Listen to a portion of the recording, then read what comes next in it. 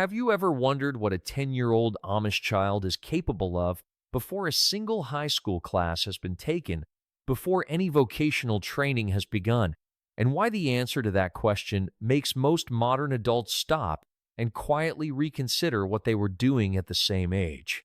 Morning chores: a 10-year-old Amish child wakes before sunrise and completes a set of morning responsibilities without being supervised, reminded, or directed. The animals are fed. The eggs are gathered. The barn is checked. The firewood is carried in. By the time breakfast is on the table, this child has already done an hour of real work that the household depends on.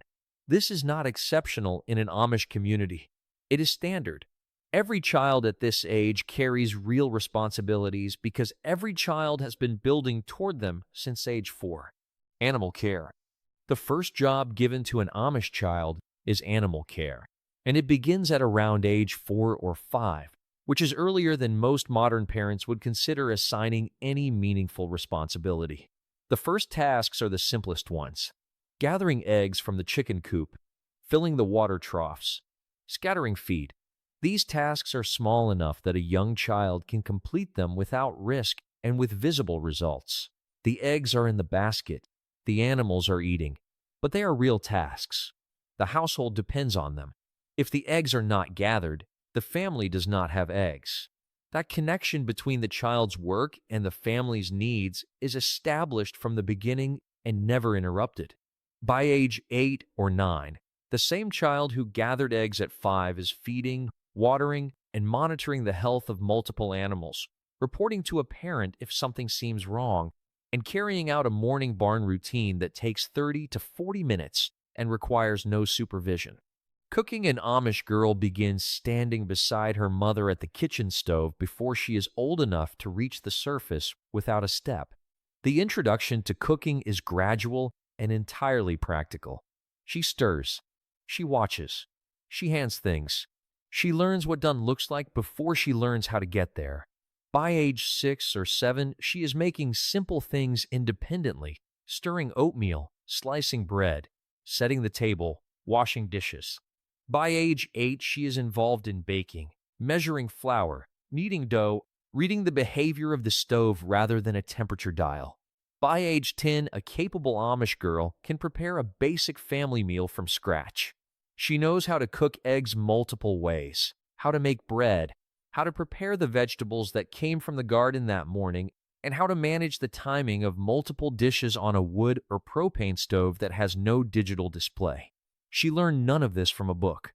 She learned it by standing beside the woman who already knew it and paying attention every single day. Gardening is introduced to Amish children through a progression of responsibility that mirrors the way every other skill is taught. Start small, make it real, increase the load as the child demonstrates readiness. The youngest children in an Amish garden are given a single row, not a symbolic row, an actual row of a real crop that the family will eat: carrots, beans, radishes, something that germinates quickly and produces visible results. The child is responsible for that row, watering it, weeding it, watching it, reporting when something looks wrong. The row belongs to this child in the only sense that matters. If it is neglected, it shows. If it is tended, it produces. By age 7 or 8, the row has expanded to a section. The child now manages a portion of the garden that contributes meaningfully to the household's food supply. They know which weeds to pull and which are volunteer seedlings worth keeping. They know when the soil is dry enough to need water and when it has had enough. They know how to thin a row without pulling the wrong plants. None of this was explained through a lesson. All of it was absorbed through seasons of watching and doing beside a parent who never stopped working long enough to give a formal demonstration. Sewing: the Amish do not buy clothing from stores.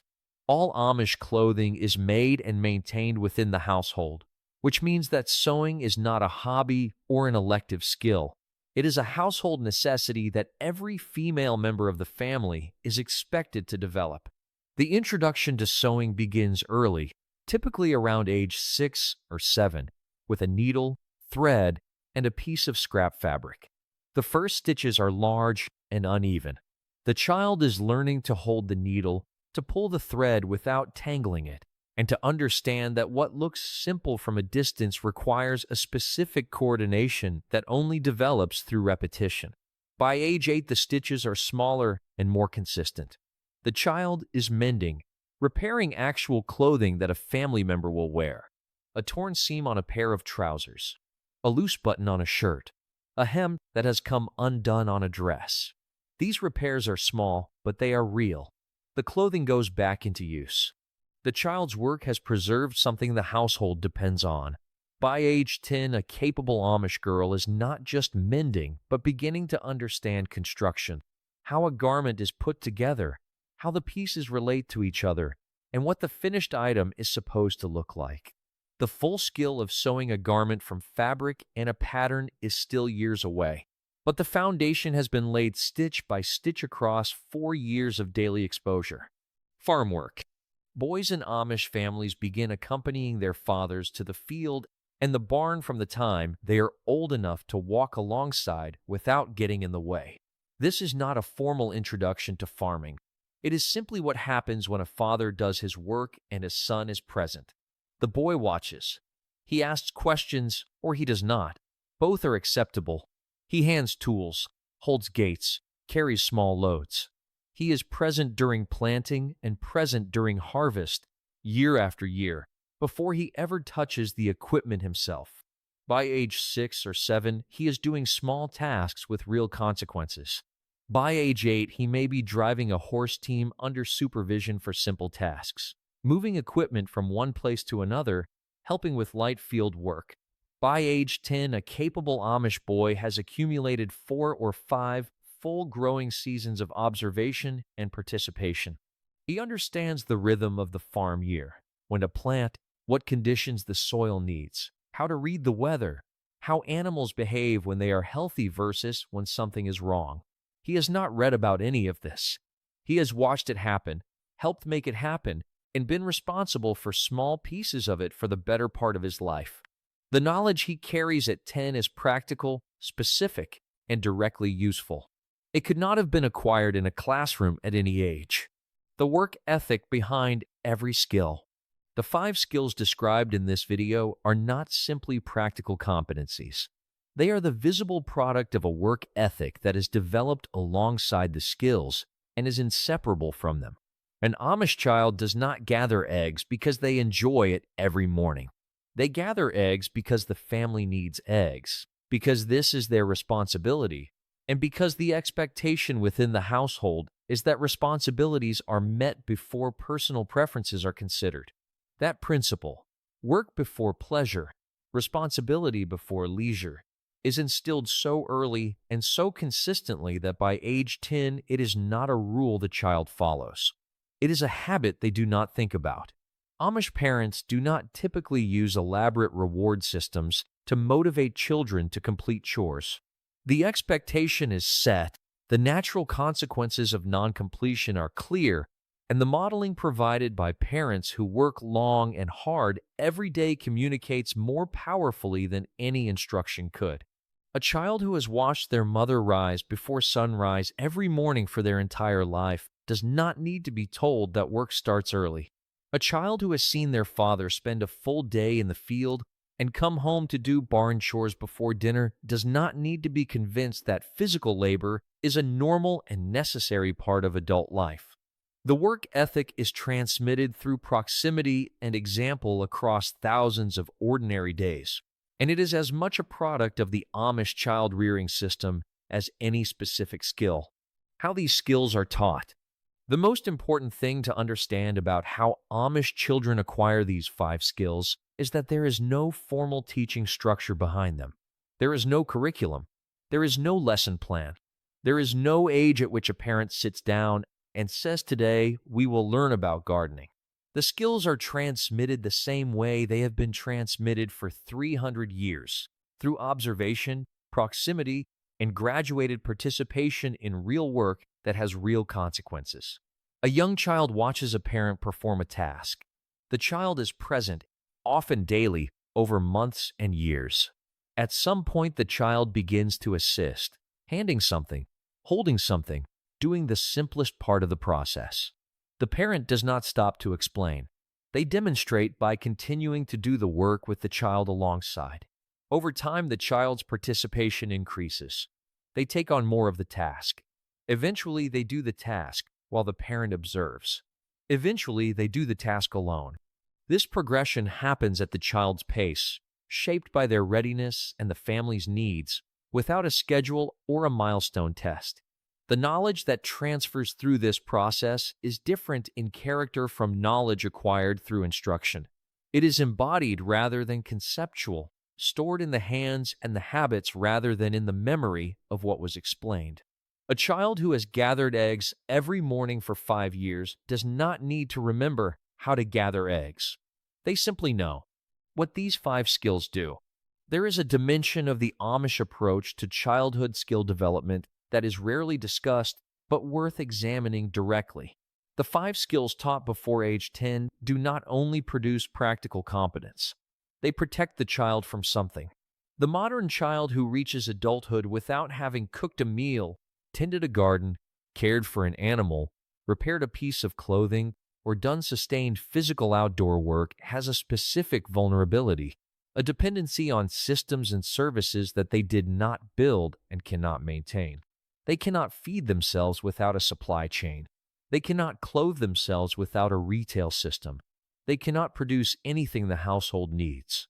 They are capable of many things that require education and technology, but the most basic acts of physical self-sufficiency are outside their competence. The Amish child who has mastered these 5 skills before age 10 is not dependent in the same way. If the supply chain fails, they know how to grow food. If the store is inaccessible, they know how to cook what is available. If clothing tears, they know how to repair it. If the animal is sick, they know what to watch for. This is not a theoretical advantage.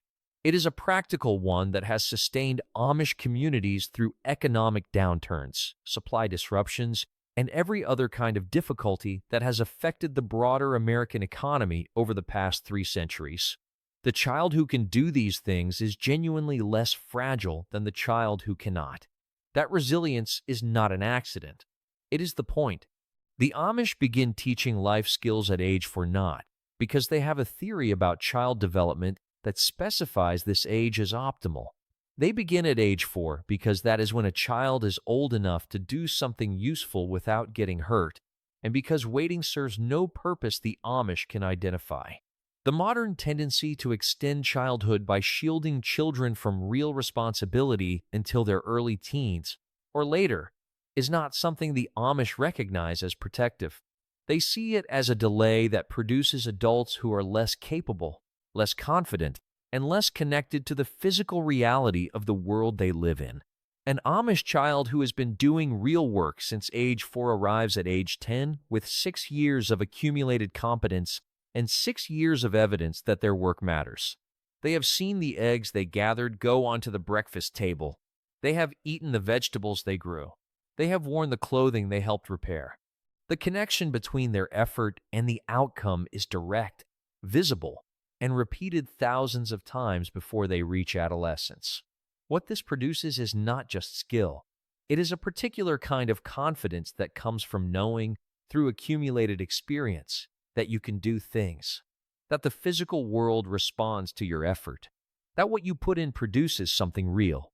This confidence is not the confidence of being praised or rewarded. It is the confidence of having actually done the work and watched it produce a result. No classroom has yet found a reliable way to produce that specific thing. The Amish produce it by age 10 every generation without trying. The 5 skills described in this video, animal care, cooking, gardening, sewing, and farm work, are not impressive because they are difficult. They are impressive because of when they are acquired and what acquiring them early produces in the person who carries them. A 10-year-old Amish child who can feed animals, cook a basic meal, tend a garden row, mend a garment, and assist with farm work is not an exceptional child by the standards of their community. They are an ordinary child who has been given ordinary responsibilities at ordinary ages and has risen to meet them the way children consistently do when they are trusted with something real. The modern world has largely concluded that children need to be protected from responsibility until they are ready for it. The Amish have concluded the opposite, that children become ready for responsibility by being given it, and that the only way to produce a capable adult is to begin producing one as early as the child can safely participate. 300 years of Amish community life have produced an enormous amount of evidence on this question. The communities have not collapsed from overworking their children. The children have not been harmed by being trusted with real tasks at young ages. What has been produced is generation after generation of adults who are practically capable, economically self-sufficient, and connected to the physical work of maintaining a household and a farm without dependency on outside systems. The most capable 10-year-old in any room where Amish and non-Amish children are present is almost certainly the one who has never sat in a formal classroom to learn the things they know best.